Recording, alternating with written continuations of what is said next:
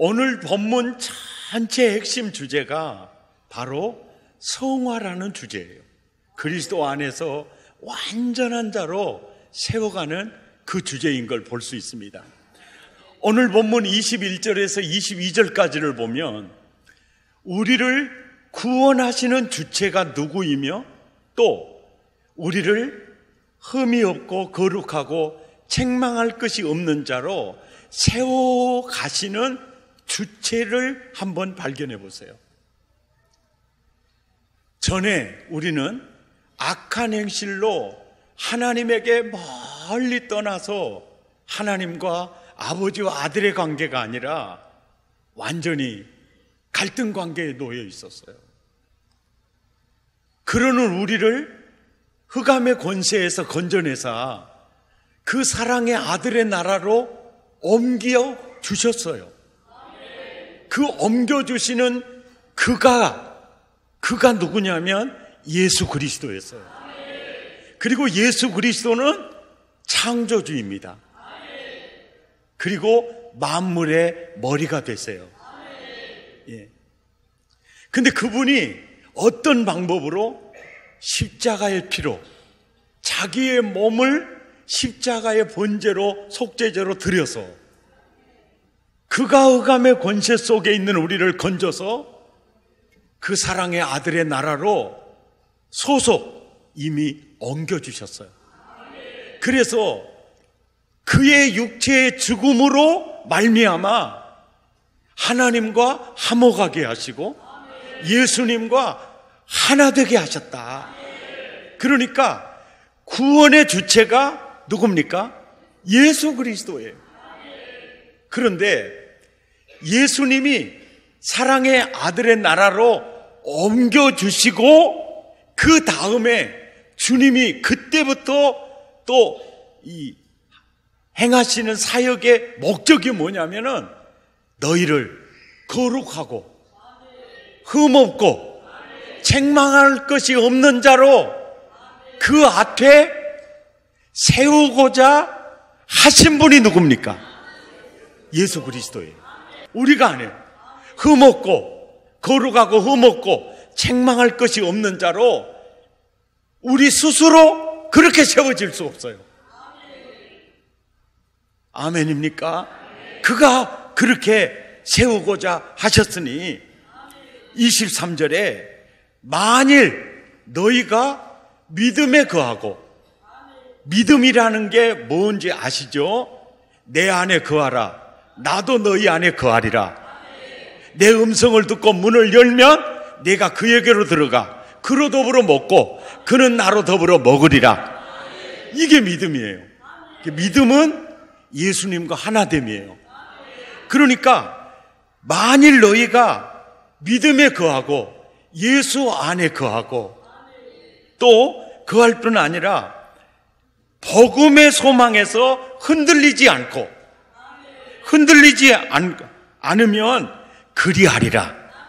그러니까 결국은 그리스도 안에서 완전한 자로 세우시는 주체가 예수 그리스도이니까 그 예수 그리스도 안에서 그 복음에 흔들리지 아니하면 그가 그렇게 완전한 자로 세워 가시리라. 아멘. 그러면서 24절에 나는 내가 존재하는 이유가 뭐냐? 바울이 얘기해요. 내가 존재하는 이유가 뭐냐? 너희를 위하여 괴로움을 기뻐한다는 말은 이런 얘기예요. 그리스도 안에 완전한 자로 세워가기 위해서 내가 그리스도의 동역자가 되어서 내가 지금 그 사역을 하는데 그 그리스도 안에서 영혼을 구원하고 성화시켜서 완전한 자로 세워가는 일이 쉽겠어요? 어렵겠어요? 어려워요. 어려운데 그래서 내가 괴롭지만 이 일이 너무 기쁜 일이라는 거예요. 이 일이 너무 기쁘다. 그래서 나는 그리스도의 남은 고난을 교회를 위해 그리스도 안에서 완전한 자로 세워갈 교회를 위하여 나는 그 고난 내 육체에 기쁜 마음으로 채우고 있다. 아멘입니까?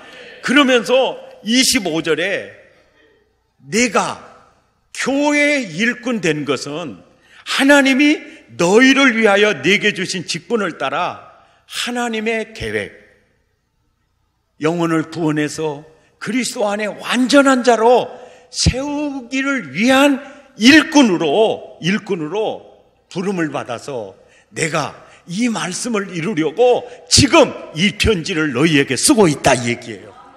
이 말씀을 너희에게 전하고 있다.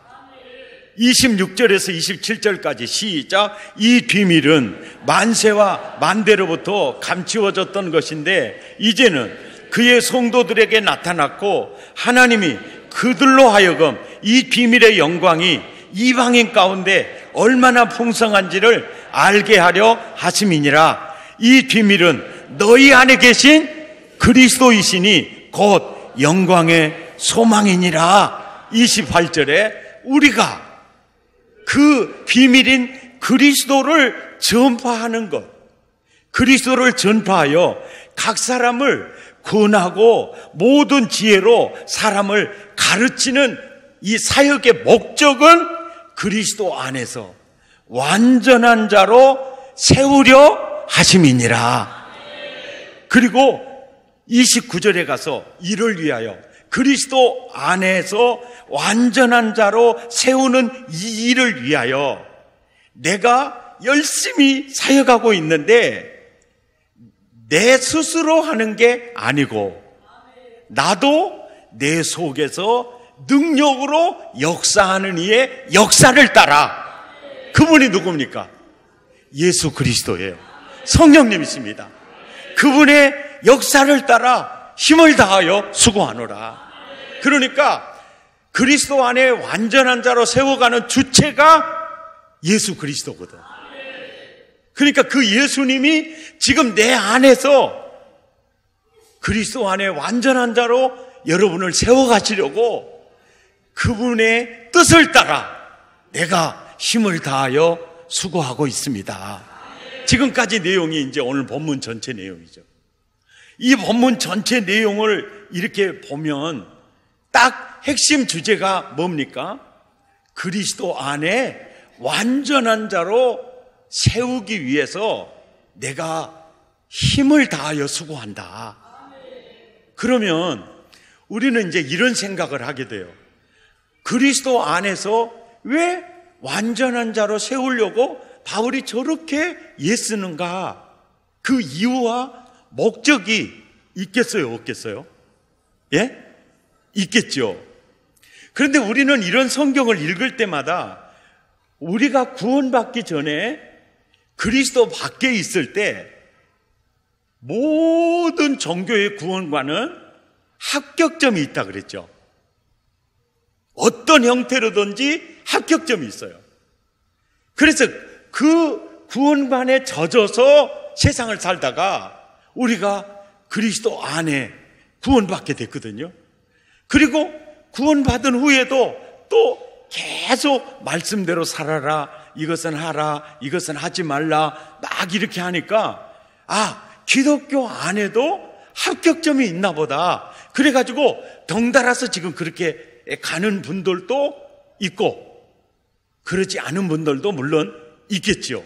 그러니까 우리는 구원의 합격점을 향해서 가는가 봐 이러는 오해를 할 수가 있어요. 오해를 할 수 있습니다. 그런데 그리스도 안에서 완전한 자로 세우는 이유와 목적이 구원의 합격점인가? 이제 우리가 이것을 오늘 생각해 봐야 되는 거예요. 자, 구원받은 바울 사도가 이제 자기의 솔직한 면을 그대로 오픈해서 털어놔요. 이게 완전히 이제 털어놓습니다. 그 부분이 어디냐면 로마서 6장과 7장이에요. 다 볼 수는 없지만 결론 부분을 보겠습니다. 7장 19절에서 20절에 보니까 내가 원하는 바 선은 행하지 아니하고 내가 진짜 싫어하는 악을 내가 행하게 되는 게 이게 어쩐 일이냐 이거예요. 이게 무슨 일이냐. 그러면서 21절에 선을 행하기 원하는 나에게 악이 함께 공존하고 있구나. 이게 바울의 고백이지만 이게 우리 모두의 고백 아닙니까? 그러면서 22절과 23절에 보면 내 속사람으로는 하나님의 법을 즐거워하는데 내 지체 속에서 또 다른 법이 내 마음의 법과 싸워서 지체 속에 있는 죄의 법으로 나를 사로잡아 가고 있는 것을 내가 보는도다. 이거 우리의 솔직한 고백들이잖아요. 예. 그러면서 로마서 7장 24절에는 오라 나는 권고한 사람이로다. 누가 이 죄와 사망의 법에서 나를 끌어낼 수 있으랴. 그러다가 바울이요 그 다음 절에서 예수 그리스도를 발견합니다. 복음을 다시 발견하고 이러니까 예수님이 내 대신해서 죄값을 치르셨지. 내가 어찌할 수 없는 죄이니까 예수님이 담당해 주셨지. 그리고 다시 복음 속으로 들어가는 거예요. 그러니까 따라서 복음은 과거에 구원받을 때만 필요한 게 아니에요. 아멘입니까? 구원을 받고 있는 성화의 가정 속에서도 언제나 내가 원하는 선이 아니라 언제나 자매 기도하십시다. 그러면 주님 앞에 가지고 나온 건 죄밖에 없는 거예요. 그러니까 우리는 그 시간에 로마서 8장 1절 2절처럼 그리스도 예수 안에 있는 자에게 결코 정죄함이 없으니 그 예수 그리스도 속으로 쏙 들어가 버리는 거예요. 그러면 죄와 사망의 법에서 완전한 자유예요. 그러니까 이사야 64장 6절에 보면은요, 무릇 우리는 다 부정한 자 같아서 우리의 의는 다 더러운 옷과 같아요. 다 더러운 옷과 같아요. 그러니까 바울의 에베소서 2장 8절에서 9절에 보면 우리가 구원받는 거 우리 의가 아니야. 우리 행위가 아니야. 우리가 죄를 이겨서 구원받는 게 아니야. 우리가 구원받는 것은 하나님의 은혜야. 오직 은혜, 오직 예수, 오직 믿음으로, 오직 복음으로, 오직 예수로. 아멘입니까? 그리고 이게 구원은 값없이 주시는 하나님의 선물이야. 그러면서 행위로 말미암지 않았나니 누구도 자랑할 수 없다. 자랑할 수 없다. 그러니까 그리스도 안에서 완전한 자로 세우기, 열심히 세우는 이 이유와 목적이 구원의 합격점에 도달시키기 위해서 이렇게 하는 노력은 아닌 거죠. 그런데 구원받자마자 성령님은, 내 안에 계신 예수님은 자꾸 죄를 지으면 가슴 아프게 생각, 자꾸 말씀대로 살도록 자꾸 역사해요. 왜? 목적은 딱 하나, 그리스도 안에서 완전한 자로 세우게 하려고.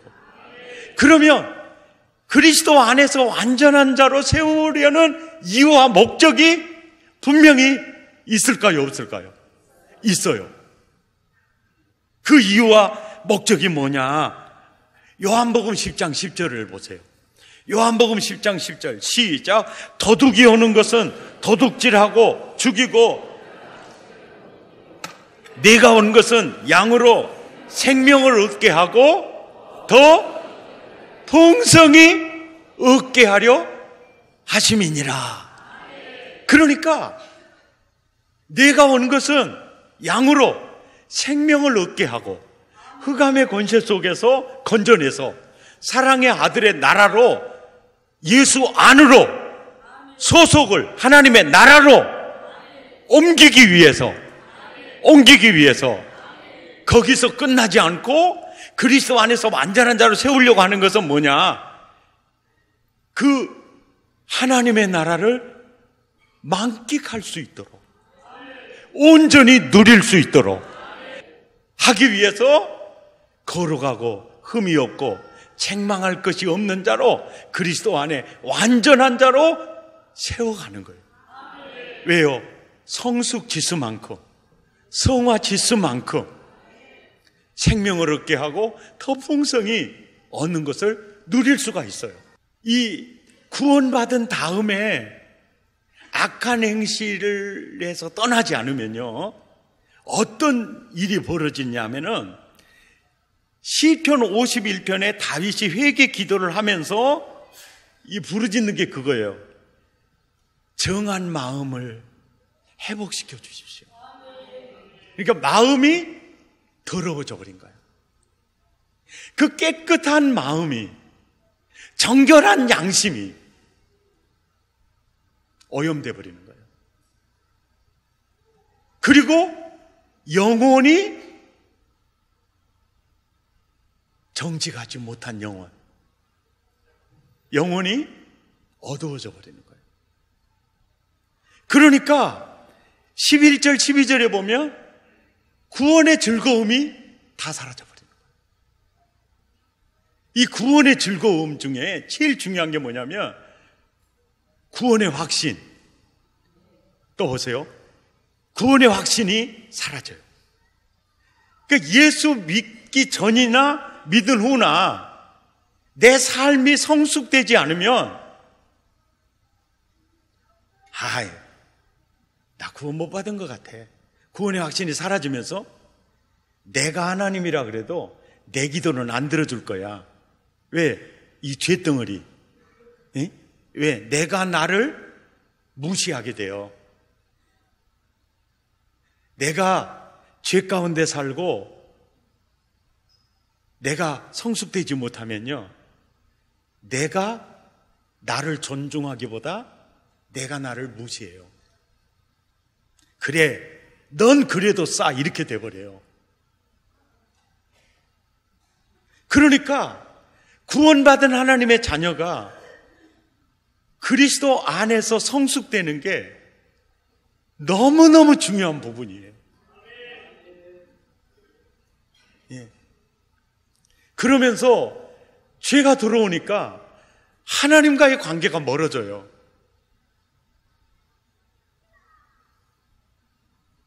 그러니까 세상을 보면 이제 두려워지게 돼요.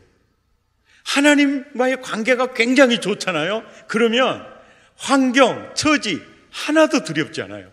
주님만 내게 있으면 돼요. 이렇게 돼요.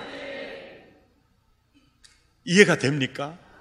이게 구원받은 영혼들을 그리스도 안에 완전한 자로 세워가는 이유라는 거예요. 네.